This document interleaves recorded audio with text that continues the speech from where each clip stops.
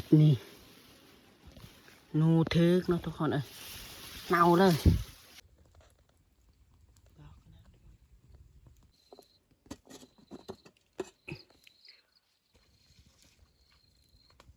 นี่เนาะ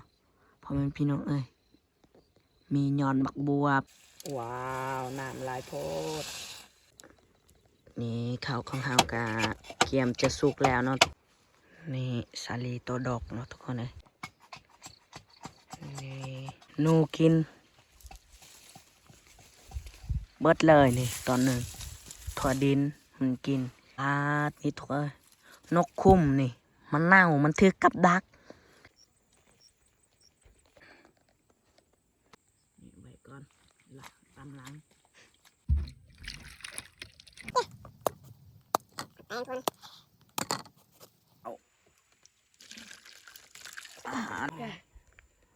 นี่สาลีของเรากระสุก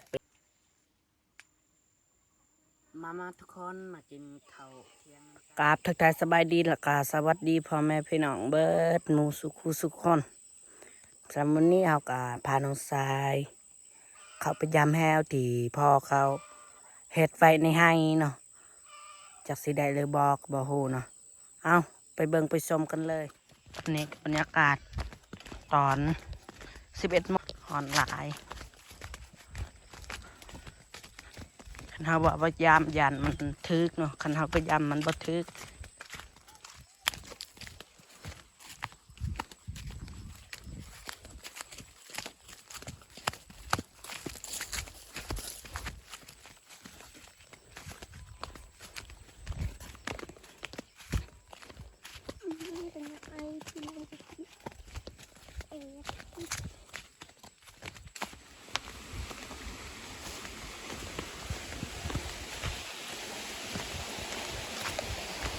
พวกเราและนูนเลย ฟังจนเรานะเวลากินจะดีอีกเดือน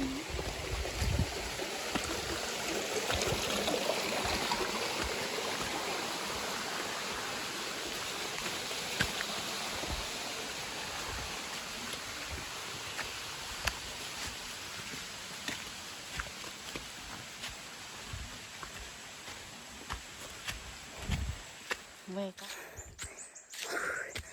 มาทุกคนไหวเป็นไหวเขาหยางมาตอนนี้ก็ครึ่งทางชั่วโมงหนึ่งปกติชั่วโมงปลายหอถ่าย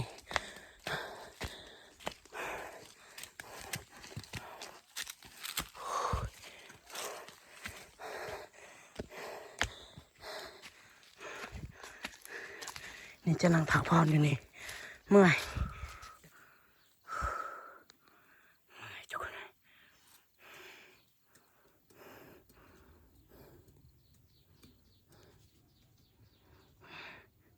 แดดตอน12 โมงเขายางมาแต่บ้านวันนี้ไปยามแอลเนาะเพื่อนพี่น้องเอ้ย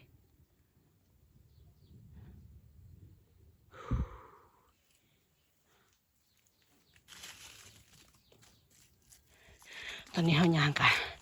เครื่องแล้วอีก5-6 นาทีหอไทย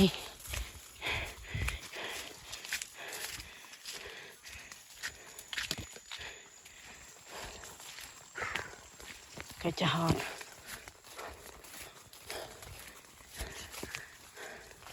ให้แล้วไก่เป็นไก่ทน2 ชั่วโมงมาถึงให้หอไทยแล้วพูนบ้านอยู่ร่มพูน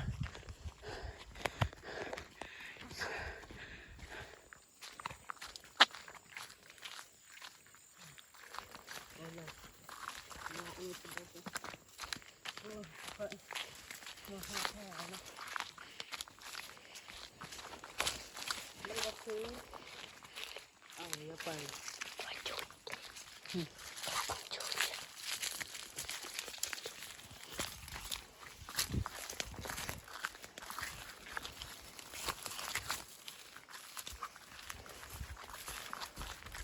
บ่า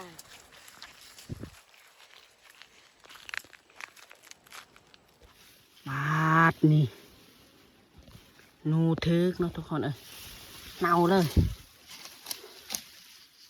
สมควรแล้วมันกินสาลีเบิดเลยสมควรทึกนี่ตัก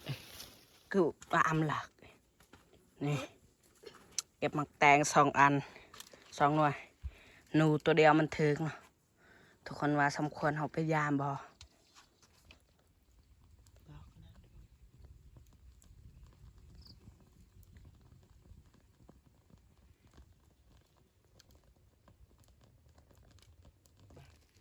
ตอนนี้น้องทรายกะเอาหาเกลือเป็นนัวเนาะเขาจะเฮ็ดกินเพราะว่าเขาก็ได้ไว้ข้าวอยู่เที่ยงให้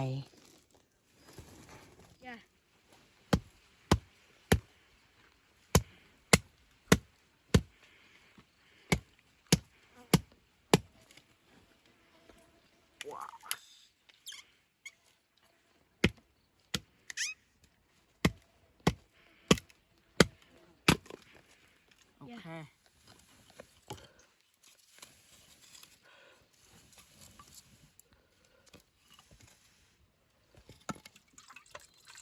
นี่เขาจะล้างหม้อเนาะทุกคนเอ้ยเขาจะหุงข้าว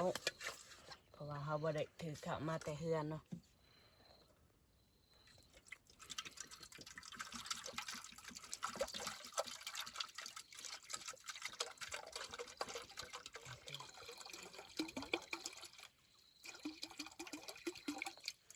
พ่อสำเนียง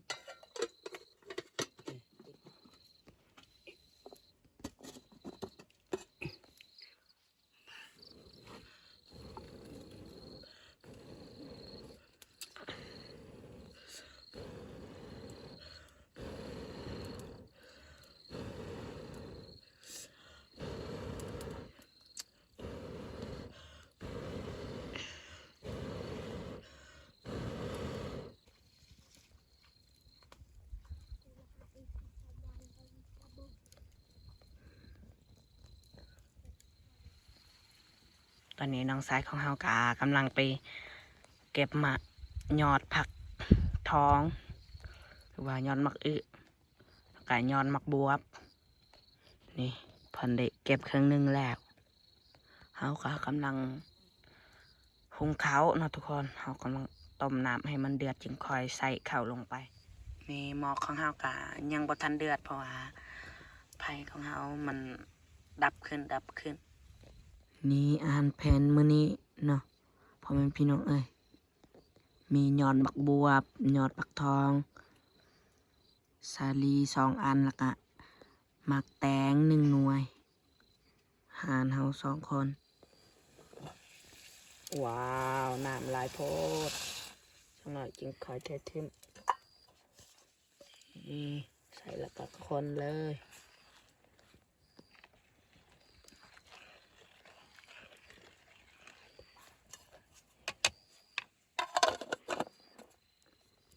นี่ข้าวของเฮากะเกียมจะสุกแล้วเนาะทุกคนปะไว้อีก60 นาทีก็สุกเรียบร้อยนะนี่ในระหว่างรอข้าวสุกนะเราก็จะมาเบิ่งบรรยากาศใน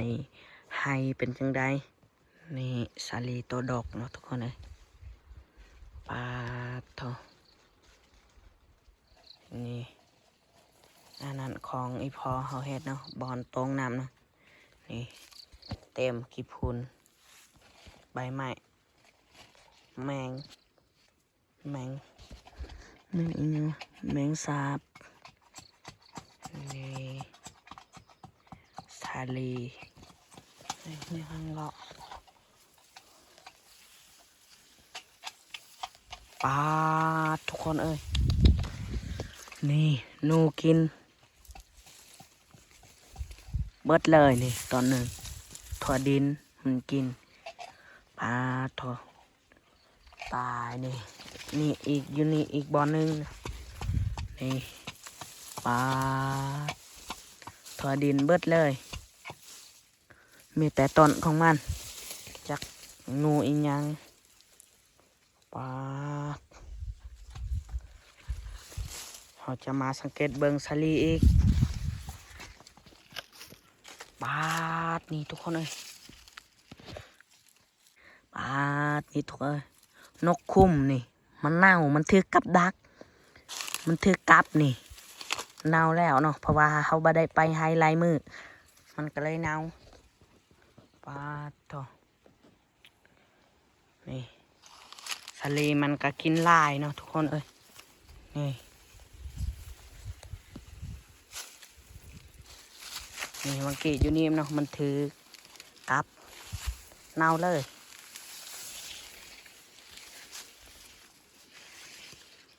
นี่บรรยากาศกะ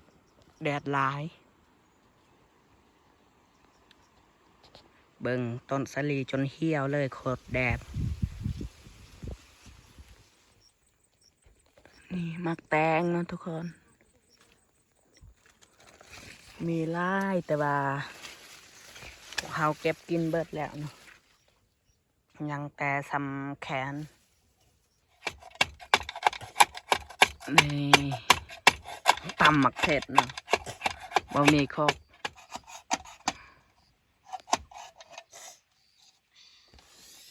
ว้าสุกเรียบร้อยของเฮา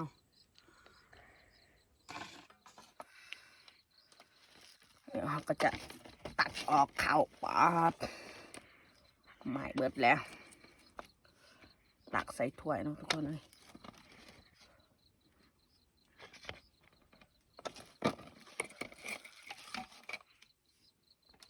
นี่พอกินว้าว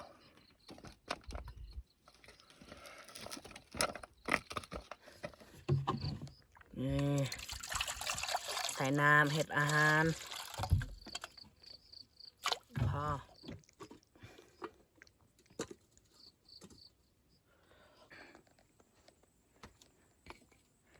นี่กำลังเอาออกคนยอดผักทองเนาะ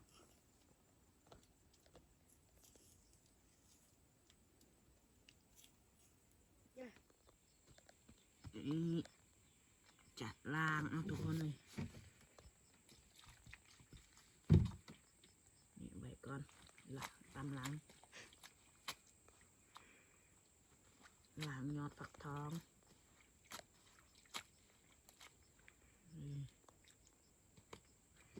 หลังจาก2-3 น้ำ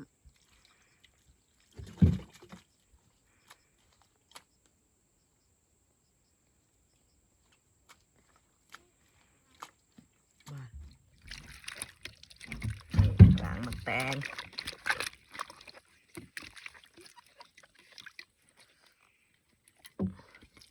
ผักอีนี่น้ำกระเดือดแล้วเนาะนี่หมักเพชรเนาะบ่มีหยังมันถือมาจากเหือนแต่หมักเพชร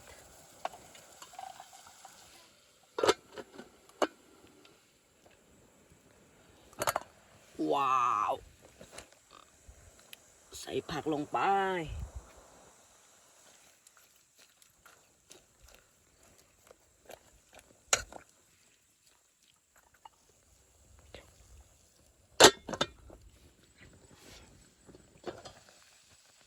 เกลือทุกคนเลย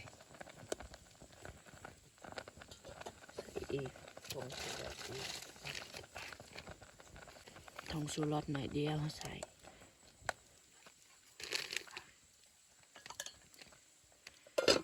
ปิดฝา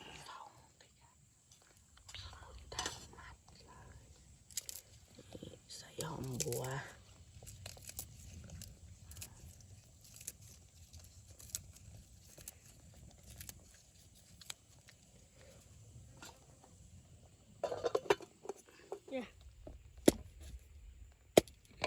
แตงทั่วเลย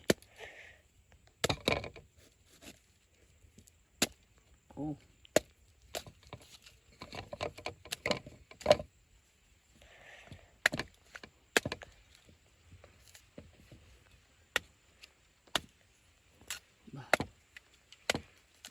จะป้องเนาะทุกคนเพราะว่ามันสุกแล้วเนาะนี่จีสาลีจีกับเปลือกมันเลยบะว้าวอาหารลงไปนี่สาลีของเราก็สุกเป็นทีเรียบร้อยนะทุกคนให้จะปรุงเลยนี่เมนูอาหารเที่ยงมื้อนี้เนาะทุกคนมีสาลีหมักแตงแล้วก็ยอดมักแล้วก็ยอดมักบวบข้าวมาทุกคนมากินข้าวเที่ยงน้ำกันนี่วันนี้ก็มีเมนูลายแน่โอเคกินกันเลยข้าว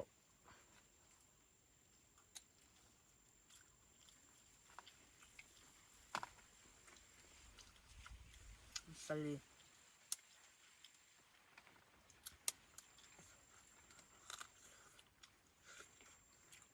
สับ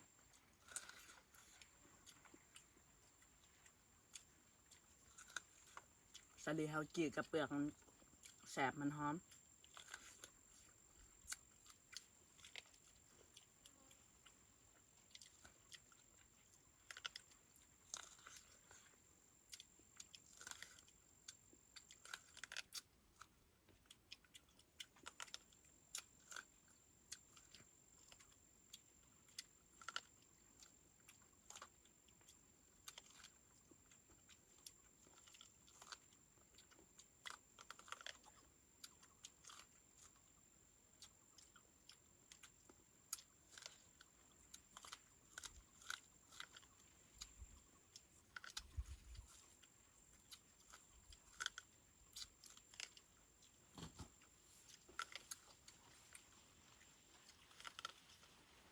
แสบบ่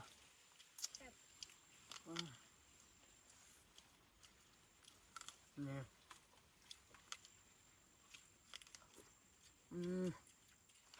แสบมันนี่แสบหลายเกินกินข้าวเพราะว่ามันนี่กะโดนเตอเผาเห็ด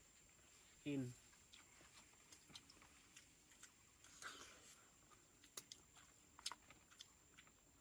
จ้า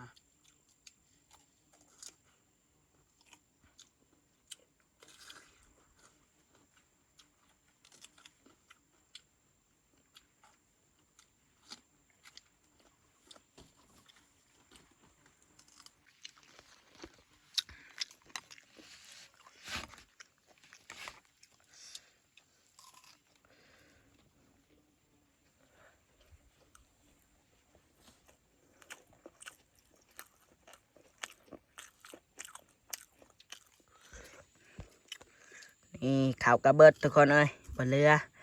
อย่างแต่มักแตง2 อันนี่อาหารกระเบิดข้าวจอกเดียวเกือบบ่พอกินตอนนี้ข้าวกินน้ำกะสำเร็จเรียบร้อยจะเก็บเมื่อทุกคนเอ้ยเมื่อตอนนี้ก็เวลา4 โมงยัง